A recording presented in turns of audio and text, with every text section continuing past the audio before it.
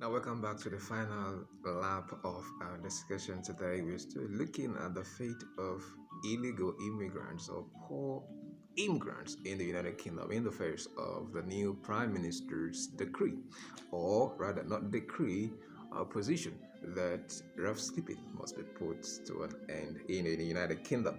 And then the question that will drive this segment of our discussion is: isn't the UK economy strong enough to accommodate the shock that will be given to it as a result of the increase of illegal immigrants in the United Kingdom? That's the question I'm asking this evening.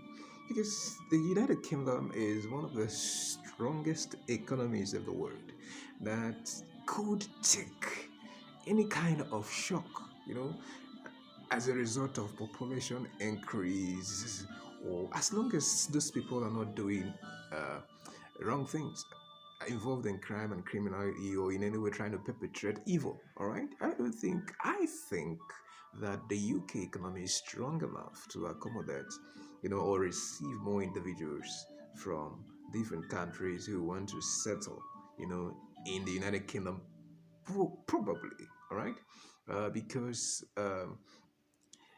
that is, actually the last resort of those individuals who are coming to their country if you investigate, you know, their history properly. Because some of them are coming from war-torn countries, and they will come through the desert, through the Mediterranean Sea, and then finally arrive to the United Kingdom. And you would see that they will be thrown back to their country just like that. I think that wouldn't be the best, that a government, would do for foreign individuals who have good intentions, who, through circumstances that they cannot handle, find themselves in the United Kingdom. All right.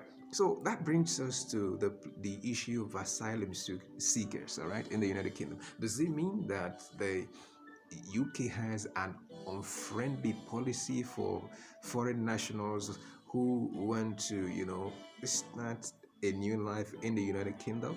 All right. For instance, there are some group in, of individuals in Nigeria where I come from. All right, who will do anything, who will make any kind of sacrifice to leave the country. Not because they are going overseas for any kind of evil intention, to participate in crime or do drug peddling or something. No, no, no. But because of you know the situation they find themselves in, unbearable situations that um, some of us find ourselves in our home countries, right? So when we ultimately see ourselves in the United Kingdom, it wouldn't be a good thing for the government that we trust so much to come to our rescue to reject us or to eject us from, you know, uh, uh, or dash our hope from what we think would be the ultimate, you know, uh, Messiah, all right, that will save us from, our continued suffering. Now, the next thing is there is also the issue of overseas recruitment, of people from different countries in more developed countries. People from poorer nations getting employment from in companies that are in developed crimes, especially those who have become very very educated in their countries and then seek employment abroad. I've seen it. Okay, yes. If there are even programs that you know some multinational companies organize, and they recruit globally. People from different countries could apply, and they'll be given the opportunity. All right. So when those people from poorer countries come to the United Kingdom and they do not have the requisite funds to get a home, right? Would you say that that will make them to lose, such opportunities? I don't think. I think rather that the new prime minister should also be thinking along that line. All right. Yes, and there's also this issue of no dependent policy for international students who are coming to the United Kingdom for postgraduate studies. That's been something that's been on for a long while. If you gain admission overseas, and if you're married and with children, they follow you to in when you're relocated. But this issue that's been brought up recently, that is going to be abolished. Or oh, don't you think that would you know, cause marriages to collapse, especially people in Africa where men, especially, one party in a marriage is usually the breadwinner, the other one supports with, home management. All right.